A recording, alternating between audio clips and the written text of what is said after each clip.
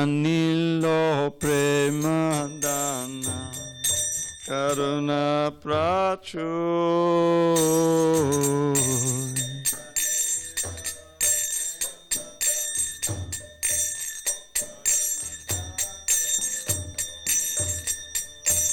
Hey no prabhu kota gela charya thakur.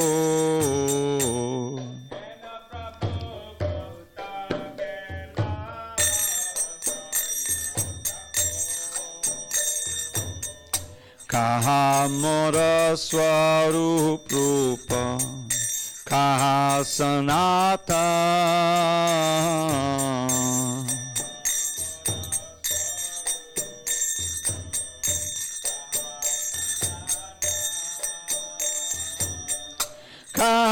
Dasara gunata patita pavan.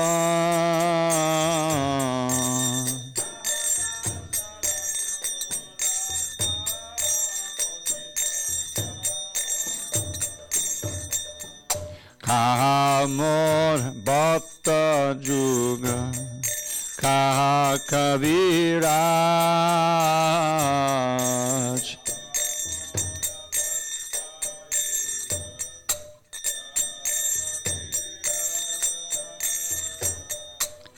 Ekakali kotha gela goranataraj.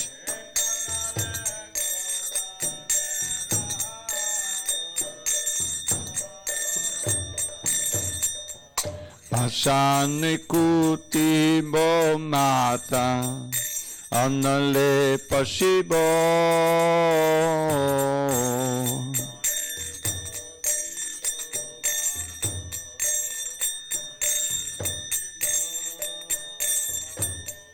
Gauranga gunera nidhi kotangele pamo.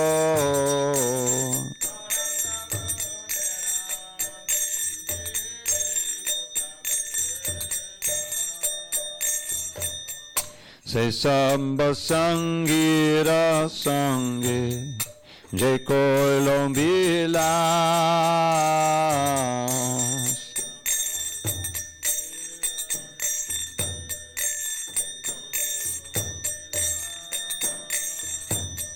Se sangana paya kande narottamada.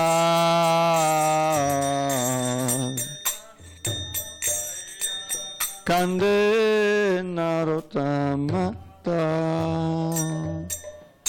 Jayanilo premadana karuna prachur.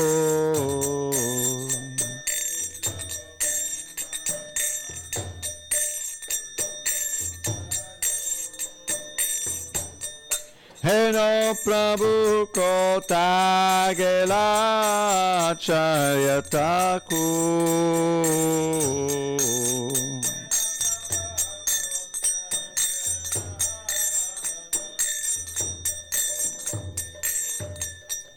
Jaya Vaishnav Thakur, Jaya Vaishnav Thakur, Vaishnav Thakur, Jaya Vaishnav Thakur.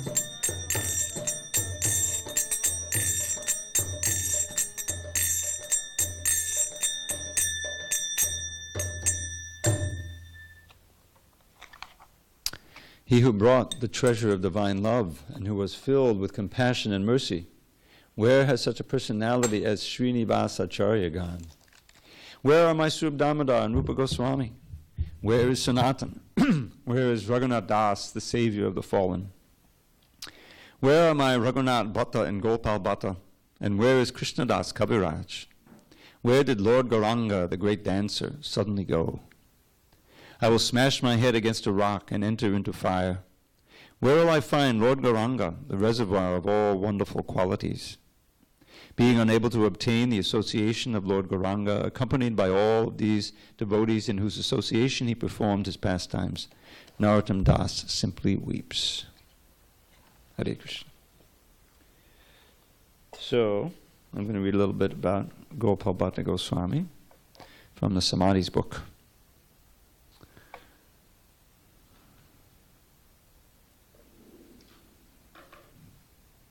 Okay. So he was a contemporary. He was a little younger, actually, than the other Goswamis. He was the son of Venkata Bhatt and the nephew of Prabodhananda Saraswati, who Lord Chaitanya stayed with in the South Indian tour. But he was one of the 6 Goswamis. Sri Gopal Bhatt Goswami, the son of Venkata Bhatt and a Sri Vaishnav Brahman, the son of a Venkata Bhatt, a Sri Vaishnav Brahman, appeared in Sri Rangam, South India. Lord Chaitanya once stayed 4 months in his home and converted the family to Gaudiya Vaishnavism. A mere boy at this time, Gopal personally served the Lord. Sri Chaitanya treated him affectionately, giving his remnants and blessings to become an acharya. During his 4-month stay, Lord Chaitanya developed a close friendship with Venkata Bhatt, which Krishnadas Kaviraj describes as Sakya Ras. Freely conversing with each other, they would often laugh and joke together. One day, in a humorous mood, Lord Chaitanya asked Venkata, "Why does your worshipable goddess of fortune, Sri Lakshmi Devi, abandon the happiness of Vaikuntha and her service to her Lord Narayan?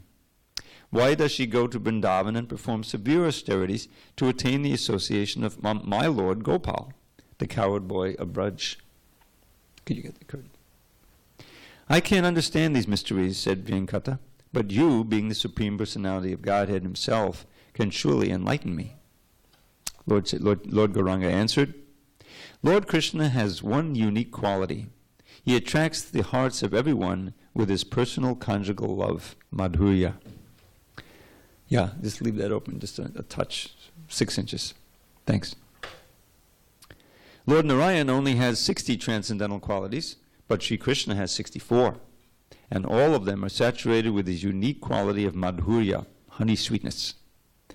The Supreme Personality of Godhead, Sri Krishna, attracts the mind of Lakshmi Devi, but Lord Narayan can never attract the minds of the Braja Gopis. In Braj Leela, Krishna, disguised as Lord Narayan, once appeared before the gopis who were searching for Krishna. Seeing Lord Narayan, the gopis said, "O Lord Narayan, pranams. Where did Krishna go? Did you see?" By following the gopis who spontaneously love Krishna without awareness of his godhood, one can attain Krishna. The Shrutis worshipped Krishna in the ecstasy of the gopis. Following in their footsteps, they received gopis' bodies to join Krishna in the rasa dance. Lakshmi, however, wanted to enjoy Krishna but retain her spiritual form as Lakshmi Devi. Without following the gopis' footsteps, no one can attain Krishna. Close quote. After receiving initiation from Sri Prabodhananda Saraswati, his uncle, Gopal Bhatta came to Vrindavan and became a dear friend of Sri Rupa and Sanatana Goswamis. He did bhajan in Vrindavan for 45 years, mostly at Radha Kund. On pilgrimage, he obtained 12 Shalagram Shilas. Later, the Damodar Shila manifested himself as the beautiful Radha Raman Didi. Since 1542, Radha Ramanji has been worshipped with pure devotion, following precise Shastric rituals. Now, one should always remember that Radha Raman is a name for Krishna. It's not a name for Radha and Krishna. Radha Raman means the lover of Radha. So if they do add a Radha one day, it'll be Radha Raman. You understand? Lord Chaitanya ordered Gopal Bhatta to write a book to check the spread of pseudo-loving rasas and negligence to Vaidhi Bhakti. Vaidhi Bhakti means bhakti according to rules and regulations. The corroboration with Sri Sanatana, in cooperation with Sri Sanatana Goswami, he compiled the Hari Bhakti Vilas, the authorized book explaining the ritual and devotional practices of the Gaudiya Vaishnav Sampradaya. He also wrote Sat, is it Sat or Shat? Shat Kriya Deepika. I think it's Sat. Sat means eternal, Shat means 6, a whole different word. Sat Kriya, there's no diacritics here.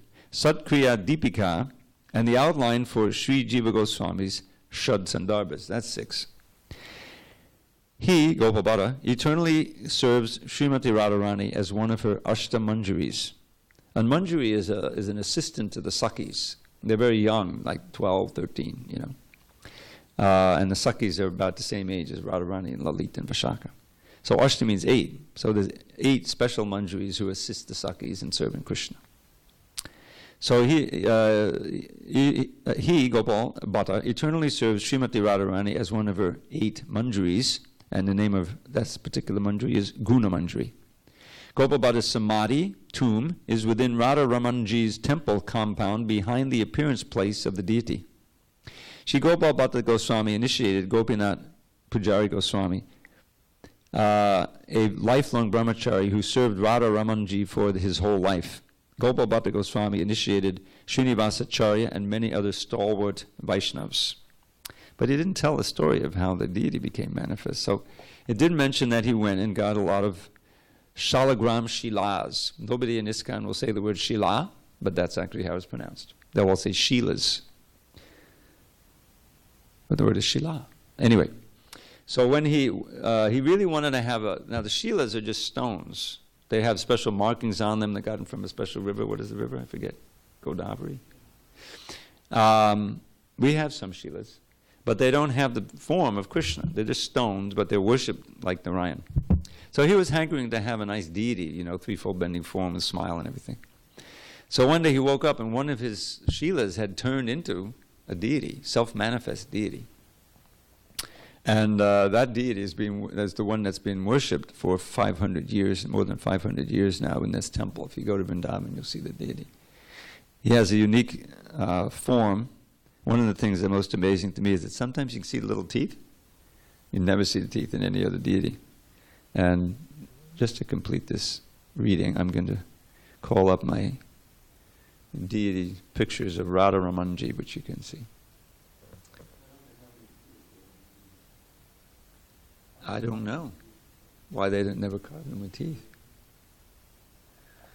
Yeah, sometimes you can see them, sometimes you can see a little hint of it. Come, you can see. And you know how to just swipe. You can see several pictures of Radha Ramanji.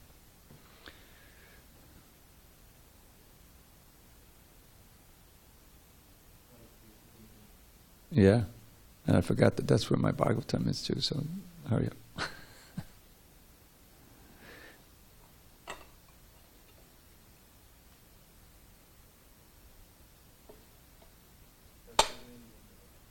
They're in Vrindavan. He's in Vrindavan, yeah. And they're very gorgeous worship, even though he's quite small. You know, he's about this big, but he's worshipped very gorgeously in a lot of bhajan. I had a friend who lived nearby there. I would visit him and I'd go see that deity. Yeah, he would visit that temple every day. This is Kushakrata. He moved to Vrindavan in 98. He lived there for about 8 years before he passed. Okay. Nice darshan, Radharaman. All right, now let's go to Srimad Bhagavatam.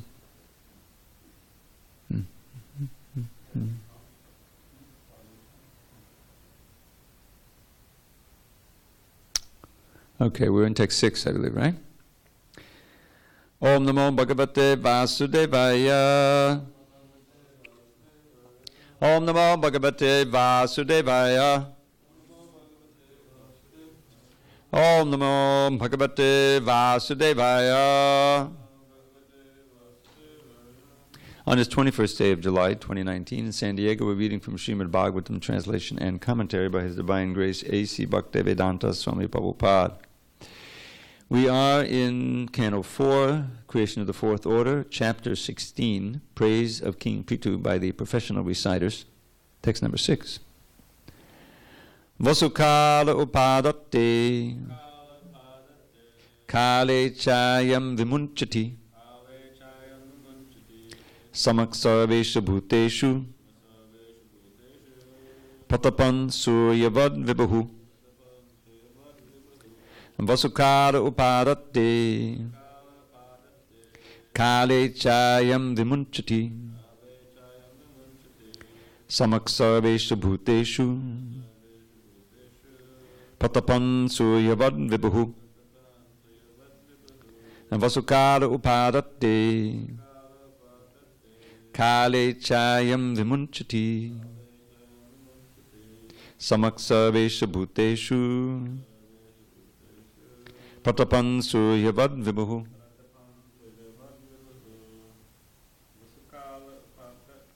Vasukala upadatte Kale chayam vimunchati Samaksavesha bhuteshu Pratapan suryavad vibhu Vasukala upadatte Kale chayam vimunchati Samaksaveshu bhuteshu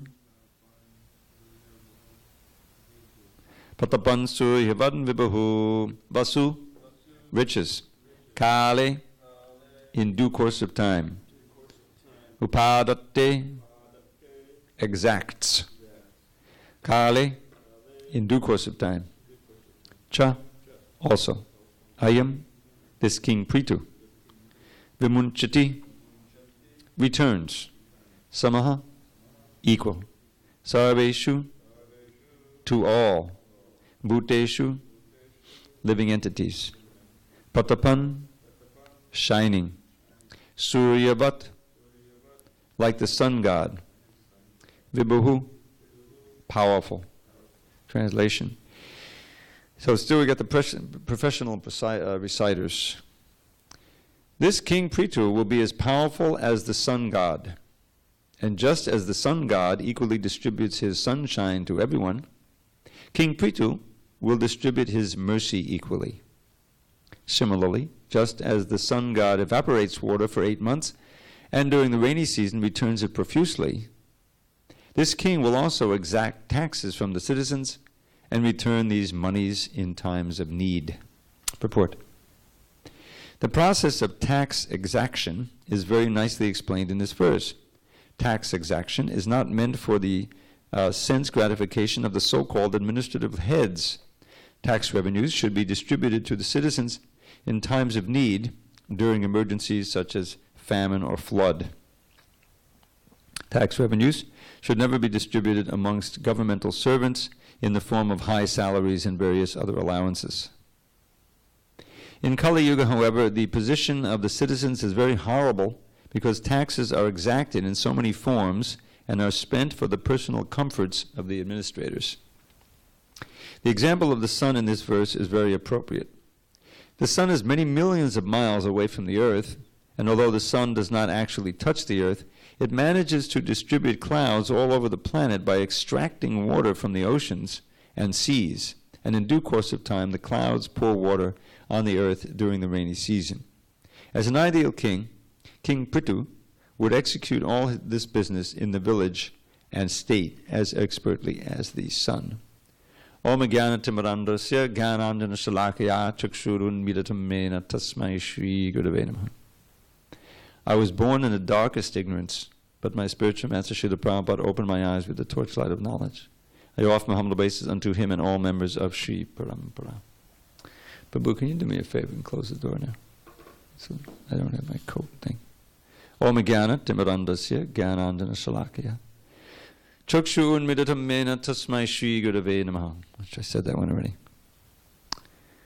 Narayana Namaskritya. Oh, we already did. It's too late for that. I'm sorry, I'm a little discombobulated. Okay. So, how does King Prithu contrast with today's leadership? You can see the contrast so powerfully. Remember, King Prithu is a Shaktavesha avatar, although all these verses seem to be describing him as Vishnu Tattva, but we know he's Shaktavesh, but very powerful Shaktavesh. So a very nice analogy here, the sun. The sun evaporates water from the oceans, creates the clouds, which then come over the land and distribute the water, fresh water, on the land as needed for essential functions such as agriculture and people drinking water, boiling water, cooking, and so forth. Similarly, the proper government can tax. The way the Kshatriya sustains himself is by exacting taxes. But the responsibility of the king or administrative head or the executive government is to use those taxes for the benefit of the people, not simply to live high off the land. So what do we have today? We have a situation where the government is actually bought out by the huge companies, such as the defense industry. The so-called defense industry, they spend like $1 trillion a year. And on what? You know, nobody knows. They refuse to be in accounting, and they don't even know where all this money is going.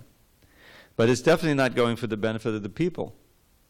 I remember there's a statement by Franklin Roosevelt, where he was, or maybe it was Eisenhower after the war. It was after the war, and he was trying to, demilitarize, because he had built up the military during the war, and because we had to beat the Germans and Japanese and so forth. So therefore they geared up. There was tremendous mobilization. There was one lady named Lekha Shravanti, who was the daughter of the auto union, the one who created the first auto union, mass union. Ruther, I think his name was. And what happened during the war is that America wasn't really planning to get into the war. There was a tremendous feeling that we shouldn't fight the war because World War I was so destructive, and what do we have to do with all these foreign wars? So it's a long story. We kind of manipulated Japan into attacking us by cutting off their oil, embargoing all the oil, so they felt they had to attack us, so they attacked Pearl Harbor. Oh, so many Americans were killed. Now America was gung-ho to go into the war. But what are we going to fight with? So they repurposed all these car factories to build tanks and jeeps and things like that. It was a tremendous effort, war effort. Okay, so we won the war, and then you have this big engine of military industry. Now we had to get out of that. So one of the things Eisenhower said, that every time we build a tank or a plane or something, that's money that could be used for a school or roads or something for the people. So he warned against letting the military-industrial complex take over and become too influential. He saw that because it was already happening. So anyway, we live in the world where a tremendous proportion of the money that is extracted in taxes goes for defense or goes for corruption. Prabhupada mentioned some of the things that need to be done, when there's an emergency. Well, now, one of the things that Eisenhower did, he built all these interstate roads. He pushed that and became a big thing to build the interstate roads to tie the country all together.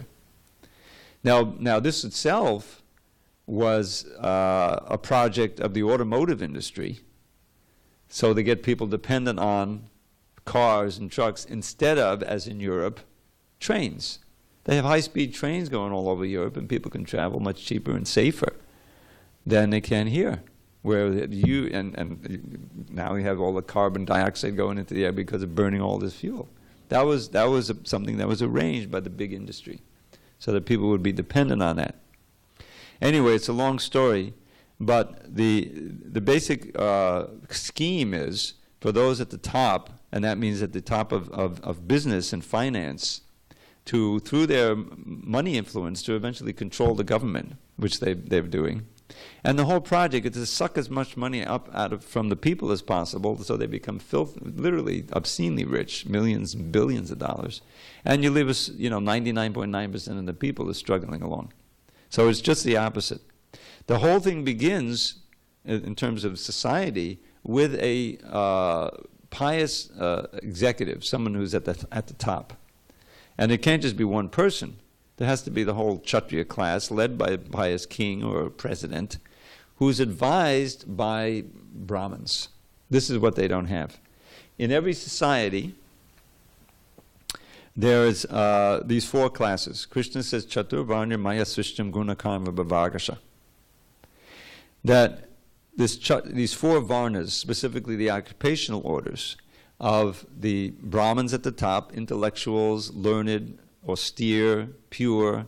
This is some of the qualities of the Brahmins. They're not supposed to be demons. They're supposed to be pure, the real Brahmins of the Vaishnavas. Then you have the Kshatriyas, who are also meant to be intelligent and learned in the Shastra, but because they have the character of Ishvara Bhava, controlling and fighting and administrating, they are more controlled and more influenced by the mode of passion. So they need to be, and they recognize that they need to take advice from the Brahmins.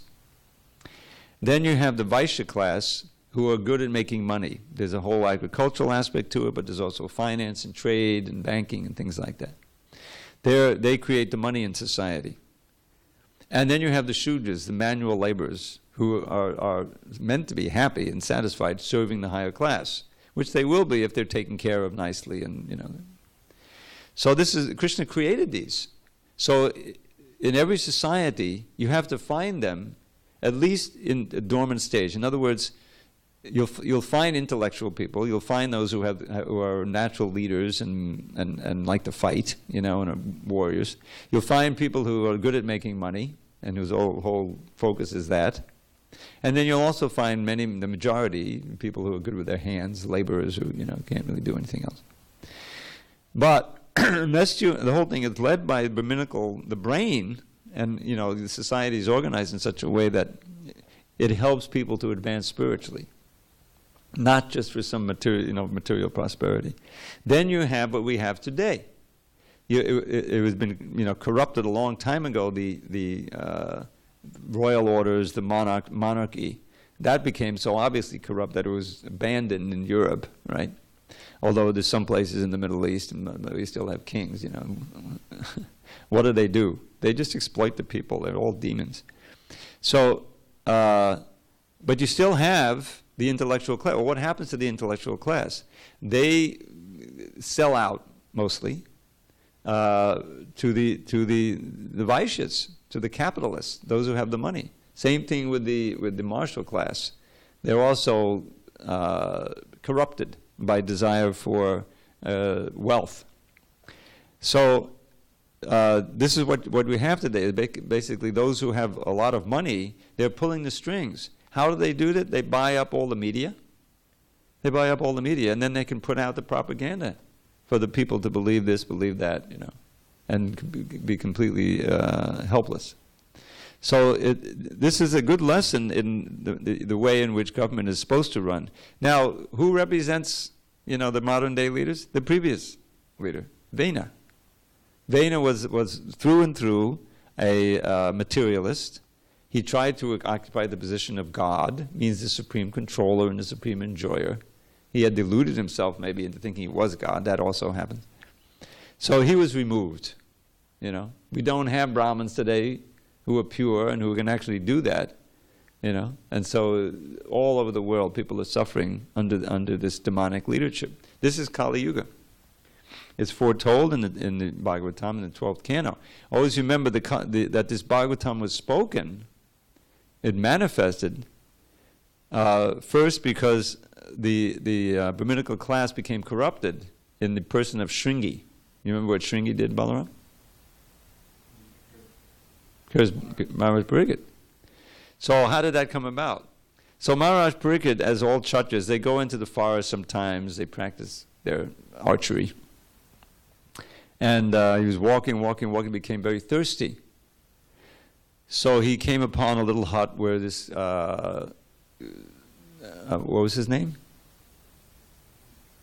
I forget, father. Samika Rishi, I think his name was. He was meditating. There's a lot of plot points in the Bhagavatam and other literatures where meditating sage either gets into trouble because he doesn't offer proper honor to a great spiritual leader coming by, or he gets seduced, like Vishwamitra Muni, by some nymph or apsara coming down and going in the middle of the forest. So in this case, he's sitting and meditating in his hut, And he's oblivious to the outside world. So Maharaj Parikshit comes in, he's very hungry and thirsty and tired.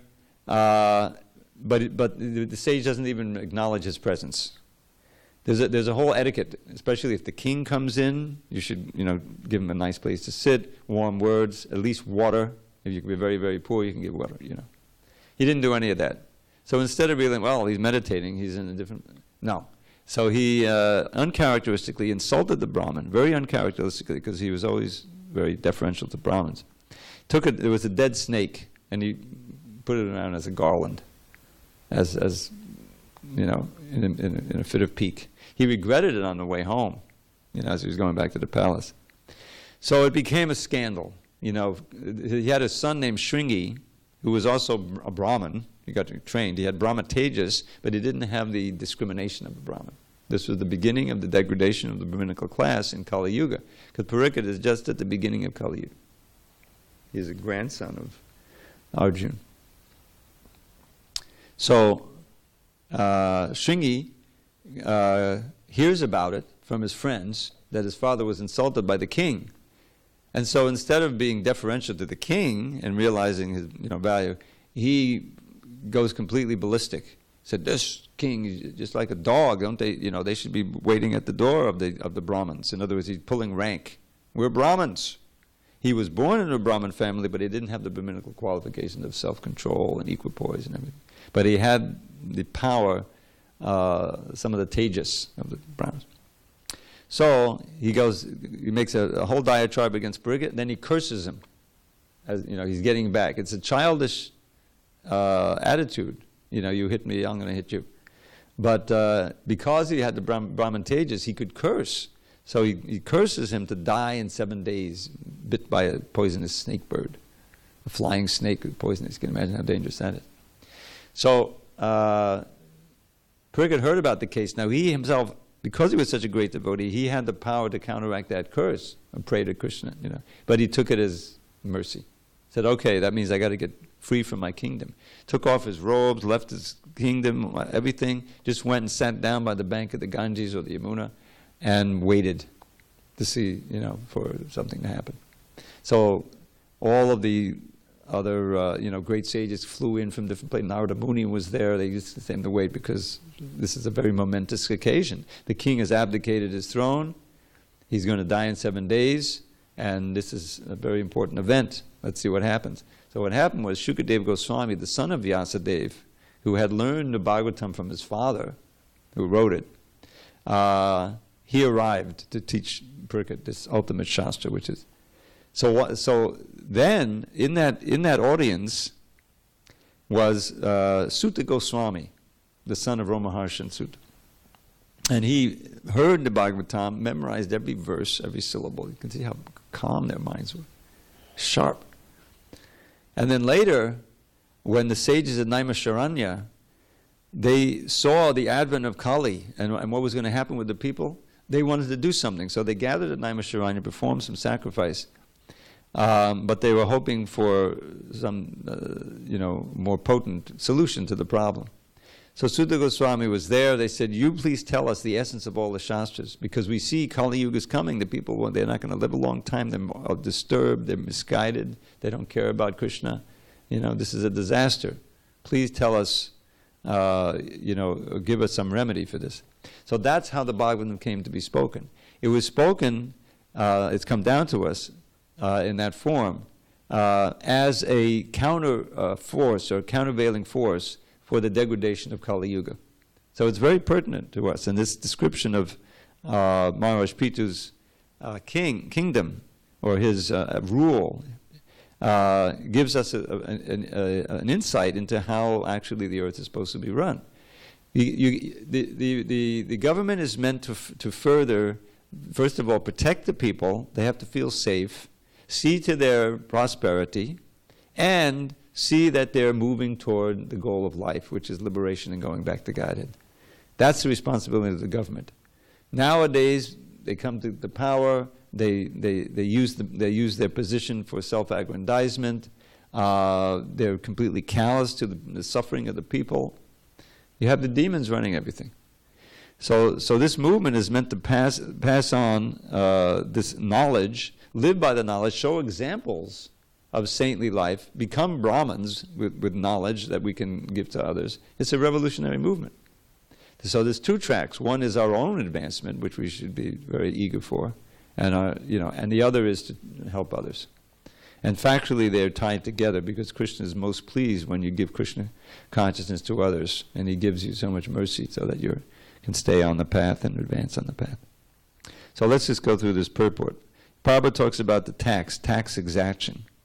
But he's very aware, that it should be distributed to citizens in times of need during emergencies such as famine or flood. So we've had flood. Remember the Houston scene a few years ago in America? The whole city became flooded. You had this hurricane came off the Gulf and just sat there on Houston and gave like a biblical flood. I mean, it was huge. So billions of dollars went there, But when it happened in Puerto Rico, which is also an American protectorate, although not, our stupid president thought it was a foreign country. So it was a scandal. And thousands of people died because they don't care about them. All this racism thing is the grossest type of ignorance. Basis of judging people on the color of their skin is insane. This whole country was founded on it. This is the world we live in. So, then the sun example. The sun is many millions of miles away, but it evaporates the water, and then the water comes on the land. Now, we should always remember there are personalities in charge of all these forces. The sun god is mentioned here, not just the sun. Just as the sun god evaporates water. So sometimes, if the people become too sinful, and Mother Earth is being tormented as she is now with all the poisons and everything, then the sun also can punish us, as she is right now as we speak. There's a huge heat wave in America right now. And it's just, it's the first of many. This whole carbon dioxide thing and the greenhouse gases, it's a direct result of extreme greed and illusion and ignorance upon the people and the leaders. They can't stop it. They can't stop burning that oil because it's integral to this whole prosperity, what they call prosperity. Unless people learn to live with less, unless they look within and find a source of satisfaction and happiness within, then this global warming thing is going to go on and on. Now, of course, according to our Shastra, this Kali Yuga goes for another 427,000 years. It's hard to see how, things are going to go on we can't see into the future what's going to happen. But it's exactly parallel to a drug addict. You can reason with the drug addict. You can show him why you're destroying your life. Your family is falling apart. You can't work anymore. Give it up. Can't give it up. The demand is too great. You've created an addiction. The senses, the mind, and the intelligence, which Krishna explains in the 3rd chapter, are sitting places of that lust, that addiction. Once you put it in there, you need someone to forcibly take you away from it in order to do it, to get to it. But who's going to do that for the society? You got people, their whole purpose, the capitalists, is to make you want things, to sell you something you don't need. I haven't had a watch. I haven't worn a watch in many years. I heard many years ago that it can affect your whole system there. Maybe it was just, whatever. I haven't had a watch. What to speak of an Apple Watch? And so, but many people think, I got to have the Apple Watch. Now that I've got all my data on there or whatever, You get tied to these things, you become dependent on them. They created a society here where people who don't have a car can't work because the work is like 30, 40 miles away. And the bus system is so bad because they purposely made public transportation weak so you'd have to buy a car. But many people can't buy a car. So now what do? On the street. It's like a huge problem. San Francisco, LA. Here it's not so bad. We still see it. It's much worse than it used to be. But there you have encampments, 60,000 people living on the street in LA. Who are those people? Those people, some of them have jobs. Some of them used to have a job that was enough to pay rent. So the whole system is out of whack. This materialism just completely hardens the heart, you know. And you have this thing of, you know, separating the poor migrant mothers from their kids, and the kids dying, you know, and or undergoing trauma that'll last the rest of their life, being separated from your parents at that age. Why? To win an election, you know, or anyway, it's just crazy. So that's we have just the opposite. This is a perfect contrast to the kind of leadership we have now, is what we see in modern day America. And it's not just America, all over the world you have these neo-fascists coming to power. And it's just like, it's going to happen. Who knows? But whatever happens, the solution begins with chanting Hare Krishna. Whether the bombs fall tomorrow, we get a tsunami coming up here, you know, or up the street. What's that? I always forget the name of the nuclear power plant that they shut down. Anyway, it's sitting up there, and the waste, they don't know what to do with the waste. I guarantee it's sitting there. You know, if there's a big tsunami like there was in Fukushima and the whole thing is washed away, it's going to be unlivable, practically, down here. It can happen. But whatever's happening, take shelter of Krishna. That's our only hope.